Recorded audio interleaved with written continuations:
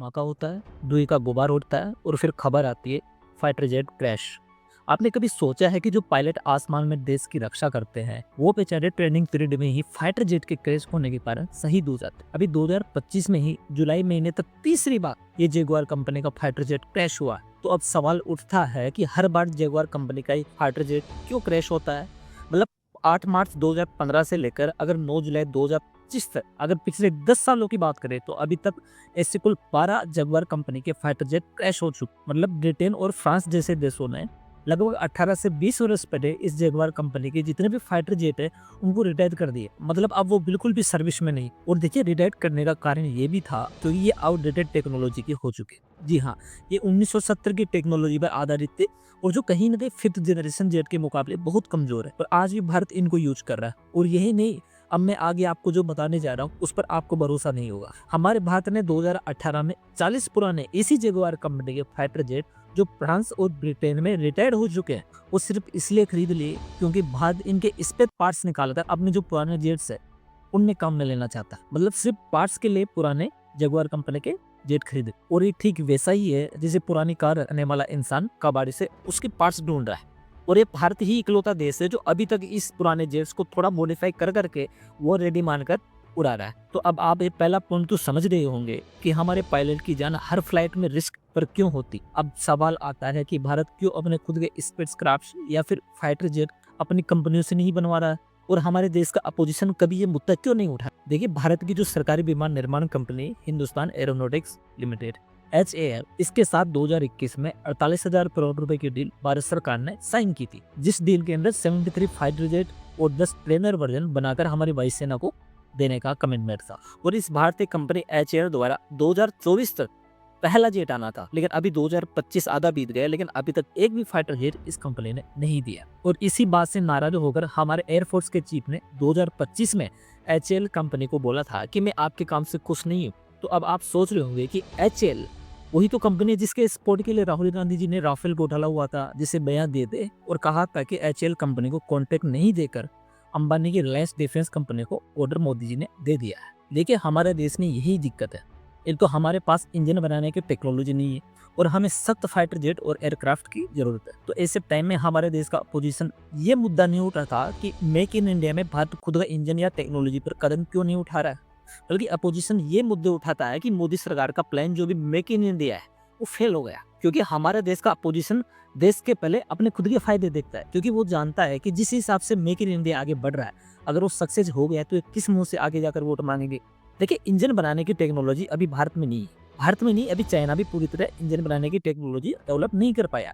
तो तब जब हमारा देश का अपोजिशन राफेल में घोटाले की बात कर रहा था, हमारे अपोजिशन के बड़े बड़े लीडर राफेल घोटाले के तुरंत लोगों को बांट रहे थे, तब इंडिया को जो राफेल की डील थी वो इसलिए भी करनी पड़ी थी क्योंकि देश में तेजी से नए लड़ाकू विमान की जरूरत थी। हालांकि ये डील 2013 में कांग्रेस के टाइम से ही पेंडिंग पड़ी थी और HAL और फ्रांस की कंपनी डेजर्ट मिलकर ये फाइटर जेट बनाने वाले थे, लेकिन फ्रांस की कंपनी डेजर्ट और भारत की HAL की काम की स्पीड और फिर सिस्टम पर भरोसा नहीं था। तो फ्रांस की कंपनी ने कहा कि हम HAL की कम स्पीड और क्वालिटी के कारण समय पर ऑर्डर देने की जिम्मेदारी नहीं ले सकते। और फिर इस प्रकार हमारे देश की कंपनी HAL और फ्रांस के डेजर्ट के बीच में टकराव शुरू हो गया और फिर 6 साल तक ये काम पेंडिंग रहा।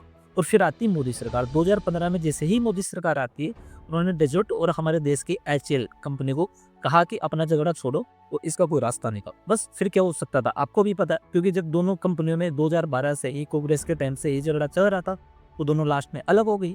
और जिस कंपनी के पास इंजन बनाने की टेक्नोलॉजी होगी तो वो सीधी सी बात है वो कंपनी जिस चाहे कंपनी के साथ जुड़कर काम कर सकती। और मोदी सरकार ने जल्दी से जल्दी लड़ाई सुलझा कर फ्रांस की कंपनी डेजर्ट को ऑफसेट पार्टनर चुनने का अधिकार दे दिया था।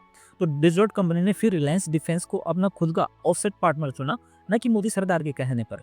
वरना अगर ऐसा होता तो 2012 में कांग्रेस सरकार खुद भी तो चुन सकती थी, लेकिन इस सरकारों से नहीं चुना जा सकता। लेकिन यहाँ भारत की डील कंप्लीट होने पर भी हमारे देश का अपोजिशन कुछ नहीं था। वो ये सोच रहा था कि कैसे इस पर भी राजनीति खेले, कैसे इसको भी राजनीतिक मुद्दा बनाए, क्योंकि कोई इस बात से खुश लग ही नहीं रहा था कि जिन फाइटर जेट की जरूरत भारत को सख्त थी वो अब भारत में बनकर आ रहे हैं और भारत की रिलायंस डिफेंस इनके साथ पार्टनर बनकर काम कर रही है। लेकिन अब आगे 2019 में चुनाव आ रहे थे, बस फिर क्या था, रिलायंस से अंबानी और फिर इसका सिमिलर ना अडानी शायरी की तरह जोड़ता है। राहुल गांधी ने इसको अंबानी अडानी बनाकर चुनाव जीतने के लिए अपना एक स्लोगन बना लिया, या फिर चुनाव जीतने के लिए इसको अपना एक राजनीतिक हथियार बना लिया। और चौकीदार जोन है, ये सब नारा तभी निकला। और देखिए तब आम जनता इसलिए भी इनके भ्रम में पड़ गई क्योंकि आम जनता डिफेंस डील के टेक्निकल पक्ष को बिल्कुल भी नहीं जानती थी।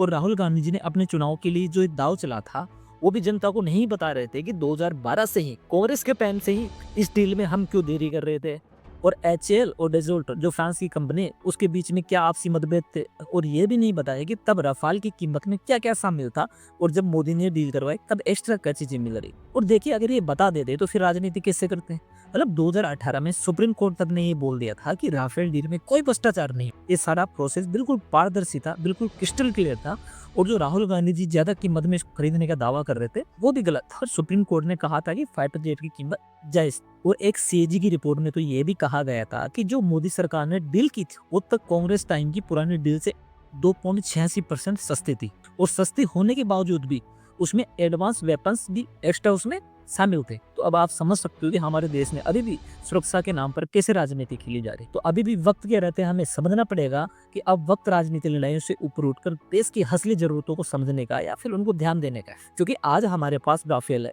सुखोई है, तेजस है, लेकिन इंजन नहीं है। हम जगुआर जैसे 45 साल पुराने जेट को उड़ा रहे हैं क्योंकि हमारे पास विकल्प नहीं है। अमेरिका और फ्रांस जैसे देश हमेशा चाहते हैं कि हम उनसे एयरक्राफ्ट खरीदे, उनसे फाइटर जेट खरीदे, उनसे इंजन खरीदे, हम कभी भी आत्मनिर्भर ना हो। लेकिन अब वक्त आ गया है कि भारत के कावेरी जैसे प्रोजेक्ट्स को राष्ट्र की प्रतिष्ठा समझे और एचएएल और डीआरडीओ को मजबूत बजट, समयबद्ध टारगेट और राजनीतिक समर्थन दिया जाए। राजनीति को इस रास्ते से हटाया जाए क्योंकि रक्षा राष्ट्र की नींव है, मुद्दा नहीं।